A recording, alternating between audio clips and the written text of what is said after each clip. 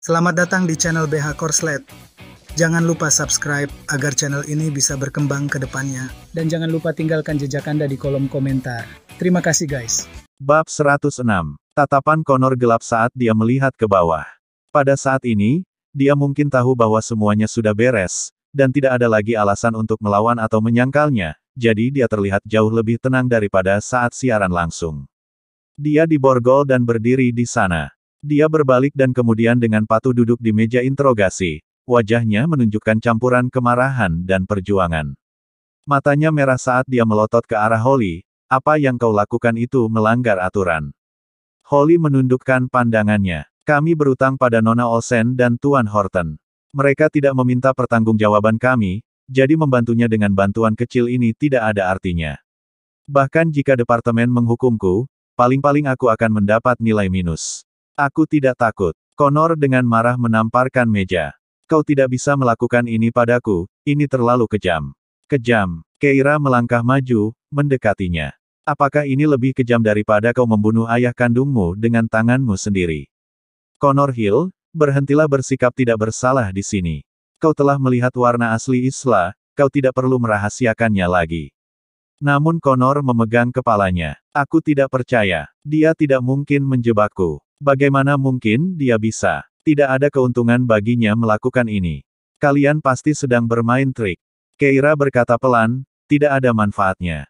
Siapa bilang begitu? Dia berdiri tegak dan menatap Lewis.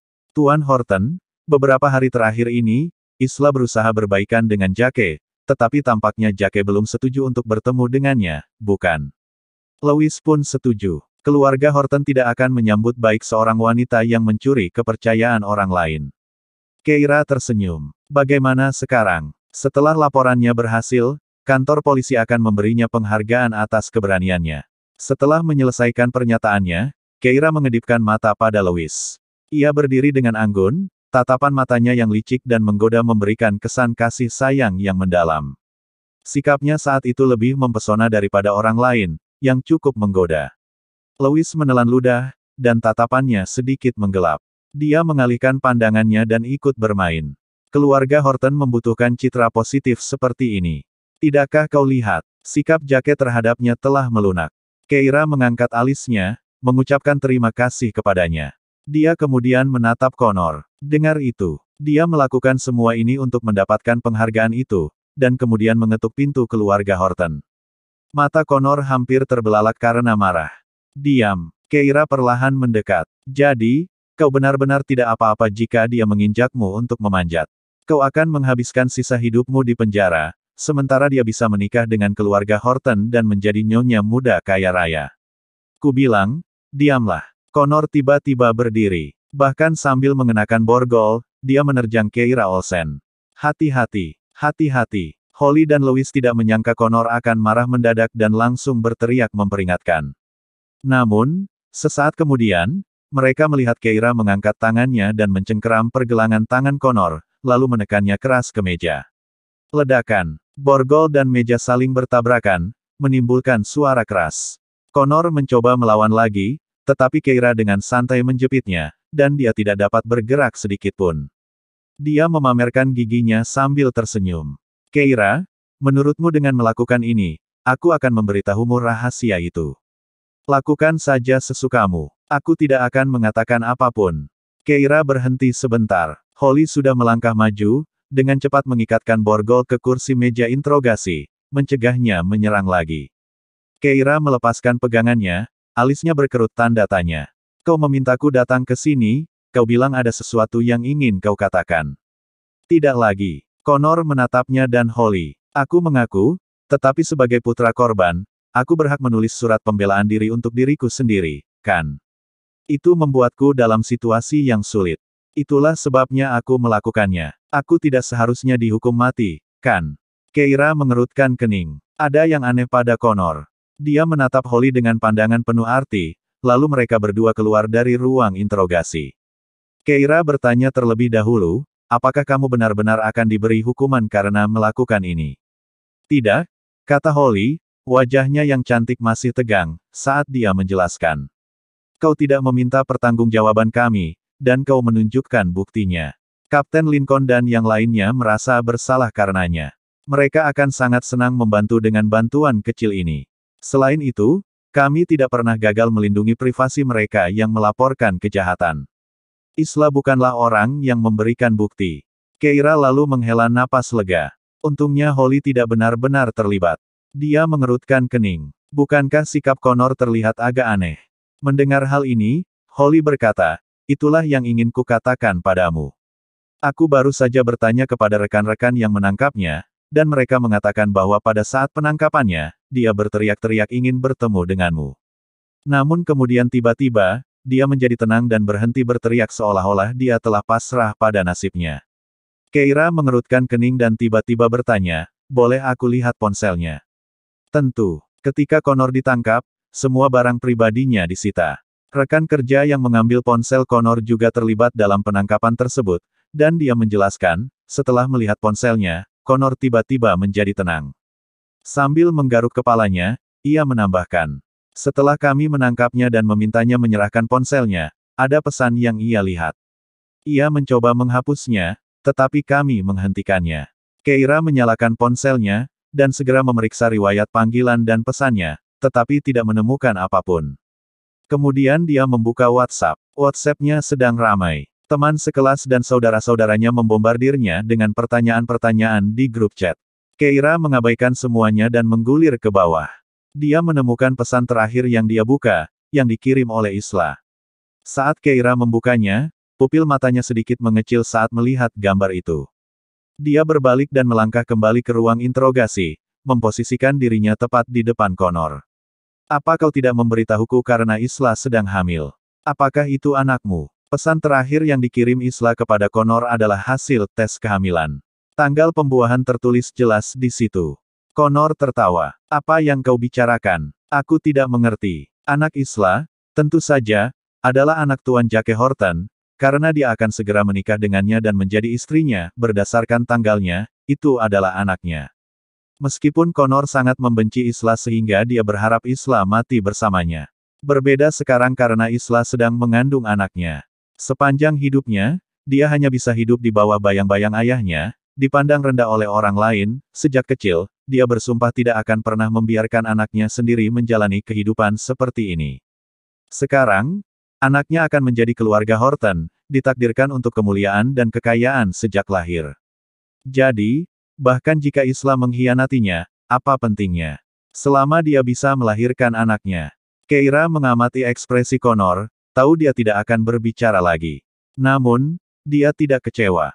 Sebaliknya, dia tiba-tiba mencondongkan tubuhnya ke depan, seluruh sikapnya berubah menjadi konfrontatif.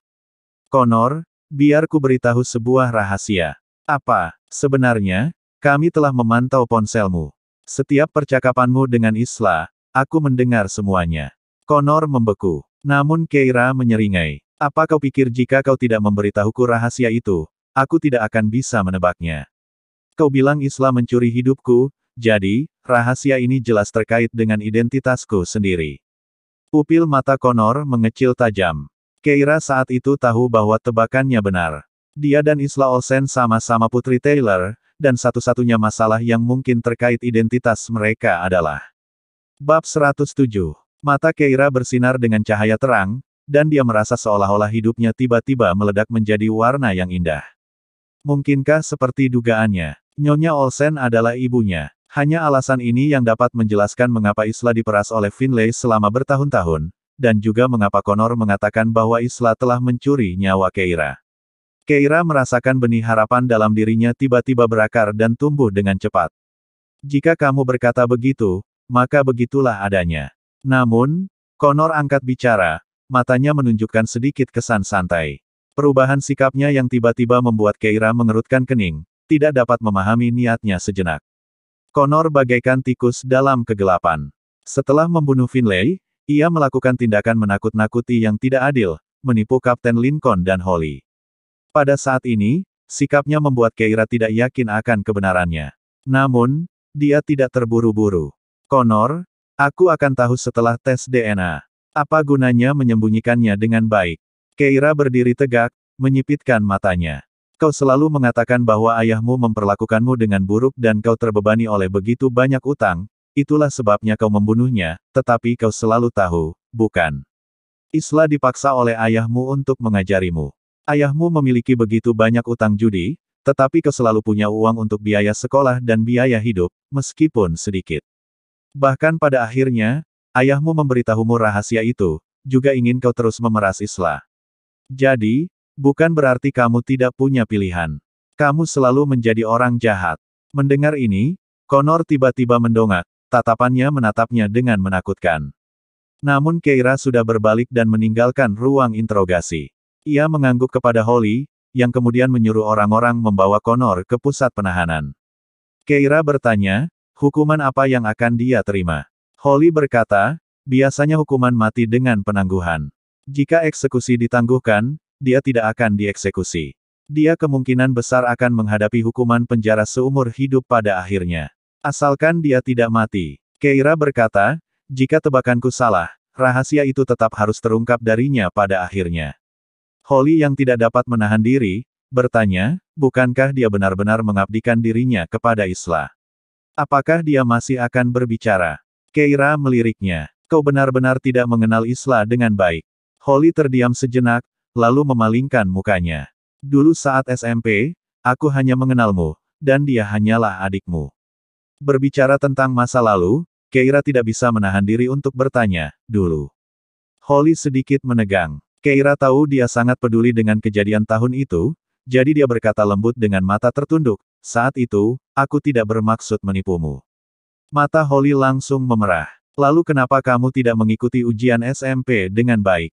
Kita sudah sepakat untuk masuk ke SMA terbaik bersama-sama dan belajar keras bersama-sama. Aku tahu betapa bagusnya nilai-nilaimu. Keira tersenyum kecut. Tidak bisakah kau anggap saja ini sebagai kesalahan kinerja? Tidak, Holly Sims berkata dengan sungguh-sungguh, kau sudah belajar sendiri kurikulum sekolah menengah di sekolah menengah pertama. Kau bisa melakukannya dengan baik bahkan dengan satu mata tertutup. Bagaimana mungkin kau tidak bisa melakukannya dengan baik dalam ujianmu? Keira mendesah pelan. Meskipun dia pindah dari keluarga Olsen saat SMP, dia dan Isla masih bersekolah di sekolah yang sama. Saat itu, saat ujian sekolah menengah, dia setuju dengan Holly untuk masuk ke sekolah menengah terbaik. Namun, malam sebelum ujian, Poppy mendatanginya dan menuntut agar ia tidak mengikuti ujian. Jika ia berani bertengkar dengan Isla dan bersekolah di SMA yang sama, Poppy tidak akan membiarkannya lolos. Keira khawatir jika memberitahu Holly sebelumnya dapat memengaruhi penampilannya. Dia hanya memastikan dia mendapat skor yang cukup rendah. Setelah hasilnya keluar, dia mencoba menjelaskan, tetapi Holly tidak mau mendengarkannya. Kemudian, Keira sibuk bekerja paruh waktu untuk mendapatkan uang untuk biaya hidup dan biaya kuliah dan secara bertahap kehilangan kontak dengan Holly. Tetapi Holly adalah teman wanita pertama dalam hidup Keira, dan Keira selalu memikirkannya. Dia menundukkan kepalanya dan menjelaskan, kau melihatnya sendiri. Poppy adalah ibuku, dan dia benar-benar ingin aku mati. Dia tidak akan membiarkan aku dan Isla bersekolah di sekolah menengah yang sama. Holly langsung berkata, kalau begitu, kamu bisa cerita padaku, dan kita bisa bersekolah di SMA biasa bersama-sama. Holly Sims, Keira Olsen tiba-tiba memanggil namanya dengan serius, lalu perlahan mengangkat kepalanya. Kamu terlahir sebagai wanita yang sangat istimewa, tetapi hidupku berantakan sampai ke akar-akarnya. Aku tidak sanggup menanggung beban impian dan kehidupan cemerlangmu. Holly tercengang. Selama ujian masuk universitas, dia melihat banyak pasangan muda, yang meskipun mendapat nilai tinggi, memilih universitas biasa-biasa saja demi cinta. Saat itu, rasanya romantis. Tetapi baru setelah meninggalkan sekolah dia menyadari betapa naifnya tindakannya. Tiba-tiba dia mengerti maksud Keira, dan matanya berkaca-kaca. Sekarang aku mengerti. Keira menepuk bahunya dan melanjutkan langkahnya. Holly tiba-tiba bertanya dengan suara teredam, bagaimana dengan pesta pernikahanmu dengan Tuan Horton? Apakah itu sangat menyenangkan? Keira berhenti sejenak. Holly melanjutkan, kita sudah sepakat bahwa saat salah satu dari kita menikah, kita akan menjadi pengiring pengantin satu sama lain. Kau pikir aku sudah memasukkan semua informasi kontakmu ke daftar hitam, ya? Itu sebabnya kau tidak meneleponku.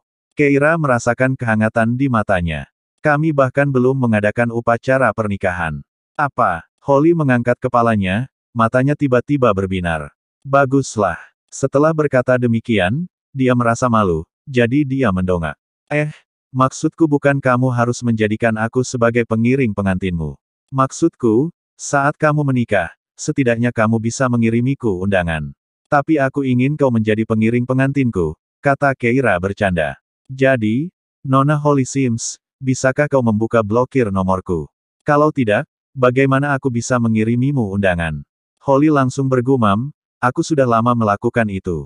Dia merajuk sepanjang musim panas tetapi sudah membuka blokir nomor Keira di tahun pertama mereka di sekolah menengah atas. Namun Keira tidak pernah menghubunginya. Keira tidak mengerti apa yang dia katakan. Apa? Holly mendongak, berkata dengan sok tahu, aku bilang, aku akan melepaskanmu. Tapi kalau kau ingin aku menjadi pengiring pengantinmu, kau harus menyiapkan bonus yang besar. Oke, Keira tersenyum, menggoda Holly. Kalau begitu, sebaiknya kamu tidak berpakaian terlalu cantik hari itu. Jangan curi perhatian orang-orang dariku. Holly Sims langsung tersipu. Apa yang kamu bicarakan? Aku sibuk. Aku harus pergi. Setelah dia lari, Keira Olsen akhirnya berdiri tegak. Saat berbalik, dia melihat Louis berdiri di sana, diam-diam memperhatikannya. Keira memikirkan apa yang baru saja dikatakannya kepada Holly tentang pernikahan itu dan langsung merasa tidak nyaman. Ia buru-buru menjelaskan, Tuan Horton, jangan salah paham. Maksudku, bukan aku tidak ingin bercerai. Mata Louis tampak merenung, dan dia menundukkan pandangannya. Aku tahu. Keduanya meninggalkan kantor polisi dan masuk ke dalam mobil. Louis bertanya, apakah kita akan pergi ke keluarga Olsen? Iya, Keira tidak bisa menunggu lebih lama lagi. Dia harus menjalani tes DNA dengan Nyonya Olsen. Bab 108. Bentley melaju kencang di jalan. Keira, yang biasanya mengemudi dengan hati-hati karena anemianya, masih merasa mobilnya terlalu lambat. Dia tidak pernah menantikan sesuatu sebanyak yang dia rasakan hari ini sepanjang hidupnya. Jika dia memang putri Nyonya Olsen, memikirkan kemungkinan itu saja sudah membuat matanya tersenyum. Mobil itu segera tiba di kediaman Olsen. Keira melompat keluar dan melambaikan tangan kepada Louis. Tuan Horton, tunggu aku di sini. Setelah berkata demikian, dia berbalik untuk memasuki rumah. Tetapi tepat pada saat itu, pintu depan rumah Olsen tiba-tiba terbuka, dan Taylor serta Nyonya Olsen bergegas keluar. Lengan Taylor berlumuran darah, dan wajahnya sangat pucat. Nyonya Olsen, yang memegangi lengannya yang tidak terluka, tampak panik. Taylor, bagaimana perasaanmu? Apakah kamu pusing? Kita akan ke rumah sakit sekarang juga. Sopir keluarga Olsen sedang mengambil cuti dan tidak ada di sana. Bibi South tidak bisa mengemudi. Lengan Taylor gemetar hebat hingga ia tidak mungkin bisa mengemudi. Saat Mrs. Olsen mulai cemas, dia melihat Keira dan Louis, dan matanya berbinar. Keira, cepat, bawa ayahmu dan aku ke rumah sakit. Dalam situasi yang mengancam nyawa ini, Keira tidak memikirkan hal lain dan segera mengantar keduanya ke dalam mobil. Mereka tiba di rumah sakit dengan sangat cepat. Taylor pasti kehilangan banyak darah dan sekarang agak lemah. Nyonya Olsen sendiri tidak mampu mendukungnya. Melihat hal itu, Keira, tanpa sedikit pun rasa tidak suka, membantu Taylor naik ke tandu ruang gawat darurat. Seorang perawat segera bergegas datang, dan setelah melihat situasi itu, berseru kaget. Pasien butuh transfusi. Apakah Anda tahu golongan darah Anda? Ya, jawab Taylor lemah. Golnya AB. Perawat itu segera bertindak, berteriak, darah AB, cepat, bawa dari bank darah. Pasien telah kehilangan begitu banyak darah sehingga ia perlu segera diisi ulang. Taylor dibantu naik ke ranjang darurat, dan para perawat mendorongnya menuju ruang operasi sambil berlari. Nyonya Olsen mengikutinya dari dekat, menggenggam tangan Taylor, dan mendesak dengan putus asa, Taylor, kamu tidak boleh tertidur. Jangan tidur. Keduanya segera menghilang di koridor. Keira berdiri dengan linglung di pintu masuk rumah sakit, memperhatikan arah yang mereka tuju, wajah cantiknya memucat. Semua kegembiraan dan antisipasi yang dia alami beberapa saat yang lalu lenyap dalam sekejap. Ia membelalakan matanya, menatap ke arah Taylor yang dituju dengan tak percaya. Rasanya seperti ia telah tercebur ke sungai es di tengah lanskap bersalju. Rasa dingin tiba-tiba menyusup ke dalam hatinya. Dia berdiri di sana, linglung. Louis, yang masuk bersamanya, menyadari kesedihannya dan langsung bertanya, Nona Olsen. Ada apa? Keira menatap ke depan. Kau mendengarnya. Apa? Golongan darahnya AB. Louis terdiam, terkejut. Tapi saya bergolongan darah O. Senyum mencoba terbentuk di wajah Keira, tetapi tampaknya lebih buruk daripada air mata. Louis mengatupkan rahangnya erat-erat. Saat itulah Poppy, setelah menerima berita itu, menyerbu masuk. Taylor? Oh Taylor, apa kabar? Kamu di mana? Jangan menakut-nakuti aku. Melihat Keira, dia langsung bergegas menghampiri dan meraih lengannya. Di mana ayahmu? Di bangsal mana dia? Apakah dia baik-baik saja? Keira menatapnya lurus, lalu tiba-tiba tertawa pelan. Apa kau yakin Tuan Olsen adalah ayahku? Kata-kata itu langsung membuat mata Poppy panik. Omong kosong apa yang kau bicarakan? Tentu saja, dia ayahmu. Keira mendengus, suaranya dipenuhi dengan ketidakberdayaan. Apa kau yakin, seorang ayah dengan golongan darah AB dapat memiliki anak perempuan dengan golongan darah O? Kata-kata ini membuat wajah Poppy pucat. Hampir secara refleks, dia menutup mulut Keira dengan paksa lalu menariknya keluar dari rumah sakit.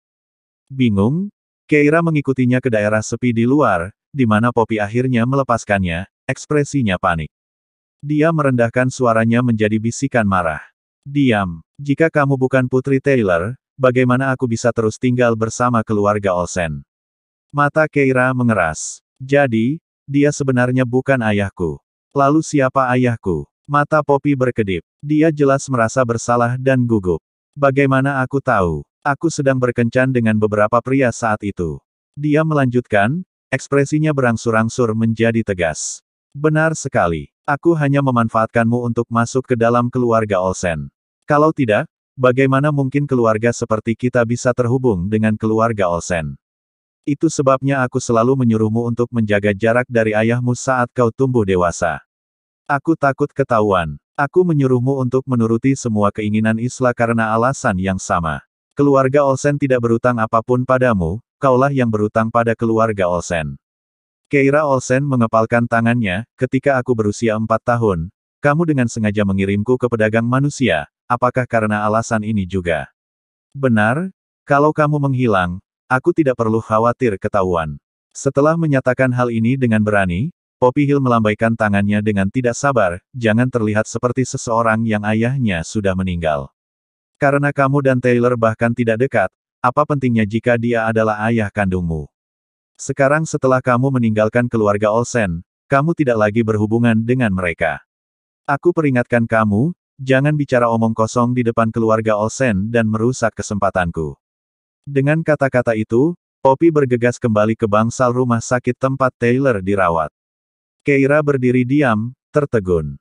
Dia tampaknya benar-benar lupa tujuan awalnya mengunjungi kediaman Olsen.